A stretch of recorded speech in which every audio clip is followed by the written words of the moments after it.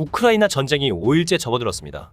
제가 전쟁 개시 전부터 우크라이나의 상황, 러시아의 명분, 제3의 국가의 개입과 의도에 대해서 말했었지만 전쟁이 시작되어버린 지금 애꿎은 국민들만 고통받고 있는 모습을 보면서 우크라이나 그리고 러시아 득과 실 따위 필요 없고 누굴 위한 전쟁인가요? 역시 전쟁은 절대로 일어나서는 안 되는 것이었어요.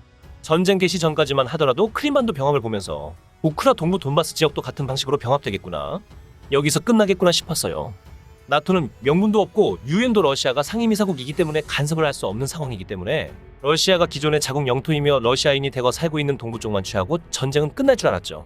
그런데 이제 명확해졌죠. 러시아의 의도를 영토는 동부만 취할 것인데 우크라이나를 핀란드처럼 만들 계획인 것이 드러났죠.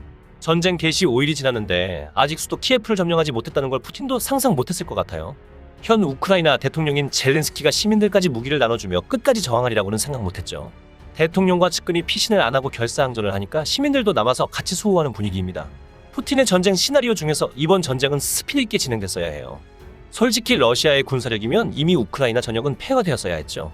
개전 1일차에 이미 러시아 전투기가 일부러 낮게 편대비행하고 영공을 지배하여 이미 끝난 전쟁이었고 패닉에 빠진 우크라이나가 지지를 쳤어야 하는 그림을 생각했을 건데 푸틴이 생각이 많겠죠. 최대한 일반인의 피해 없이 끝내야 하는 싸움인데 항복을 안 하고 일반 시민들까지 동원되어 결사항전을 하니까요.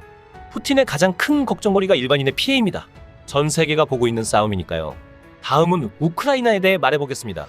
부다페스트 양해 각서는 우크라이나의 핵폐기만 쏙 빼먹고 안전보장은 지키지 않고 있습니다. 양해 각서 자체가 언제든 상황이 변하면 다시 협의할 수 있다. 즉 안전보장은 그래서 지금 지켜지지 않고 있다. 이따위 각서의 합의. 독일은 러시아 가스 때문에 똥줄 탈 건데 중얼중얼대고 있고 프랑스는 눈치 보고 영국도 최소한의 성의 표시만 하는 정도. 남 믿다가 나라 망한 우크라이나에 직면한 상황이 남의 얘기가 아니라는 것을 이번 우크라이나 사태로 전 세계 모두가 알게 되었을 겁니다.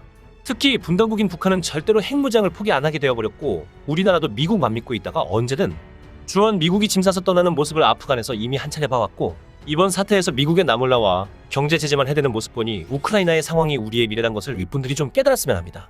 그리고 우크라이나 실패한 외교 안보를 보니 순수한 공유는 없다는 걸 또 한 번 느낍니다. 전 전쟁 시작 전부터 러시아의 명분과 입장을 되려 옹호하는 입장이었습니다. 제3국인 미국과 나토가 말 많다는 게 너무 싫었고 결국 취할 것만 취하고 우크라이나 팽당하는 사이즈가 나왔기 때문이죠. 그리고 현재 우크라이나 정부의 무능력과 안일함에 치를 떨었기 때문입니다. 핵이 해체되자마자 이빨 빠진 호랑이로 전락해버린 처지는 오래전이었다 그렇다 칩니다. 서방과 미국으로부터의 안전보장은 이미 오래전부터 지켜지지 않는다는 걸 알았어야 합니다. 친서방 정책을 고수하며 내부 부패가 심각해서 축출된 전 정권 그리고 그를 이어받아 현 젤렌스키 정권. 지도자의 오판이라고 볼 수밖에 없습니다. 러시아 우크라이나 문제 최근 들어 뉴스에 다뤄지니까 최근 상황이라고 생각하시겠지만 이미 오래전부터 예견되었고 소규모 전쟁은 시작되고 있었습니다. 일찍 감치 나토에 가입하거나 아님 칠러 정책을 펴거나 아님 둘 다 어느 편도 들지 않고 중립을 지켰다면 전쟁은 일어나지 않았을 겁니다. 중립만큼은 젤렌스키 정권이 선택할 수 있었다고 봅니다.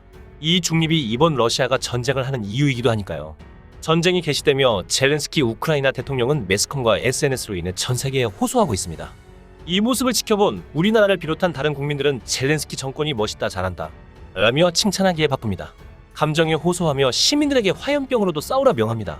푸틴이 가장 걱정하는 게 일반 시민의 피해와 죽음입니다.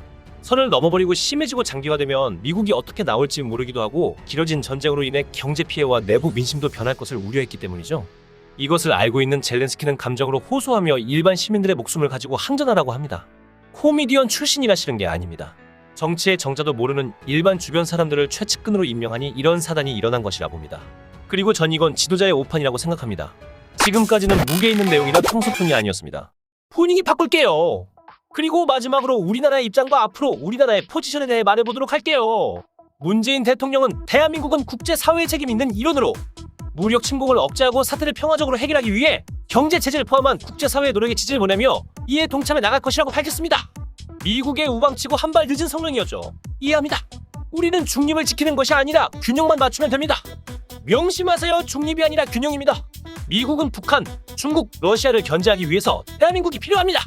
러시아는 일본, 중국을 견제하기 위해서 대한민국이 필요하고요. 그리고 대한민국은 중국, 북한을 견제하기 위해서 미국이 필요합니다. 그리고 대한민국은 일본, 중국을 견제하기 위해서 러시아가 필요합니다. 이게 우리의 포지션입니다. 이처럼 균형 있는 우호관계를 유지해야 합니다. 여러 나라가 함께 얽혀있는 전쟁에 간섭하는 문제는 노련하면서도 신중하게 다각도로 생각해야 된다고 생각합니다. 영국, 독일, 프랑스는 똥줄이 탈 것입니다. 유럽이 직면한 상황에 우리가 발벗고 먼저 나설 필요는 없습니다. 18세기 산업혁명 이후 타국을 식민 지배하며 노동력을 착취해왔던 제국주의 체제였던 현재 서구 선진국 유럽은 그들만의 카르텔이 G7이며 그들의 계획대로 세계 서세계 경제를 현재까지 이끌어왔으니 잘하겠죠 뭐. 전쟁의 참혹함과 그들이 겪을 고통을 생각하면 마음이 아프지만 이번 우크라이나 러시아 전쟁으로 인해 서방 국가와 미국의 본 모습을 봐버렸기에 우리도 대비하여야 합니다. 이것에 대비할 수 있는 첫 번째 우리가 할 일이 생겼습니다. 바로 선거입니다. 현재의 군사강국은 100년 전에도 군사강국이었습니다. 현재의 선진국들은 100년 전에도 선진국이었습니다. 대한민국이란 나라를 제외하면 말이죠. 우리는 강합니다. 대한민국 만세!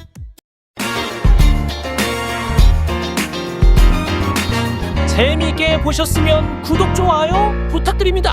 감사합니다.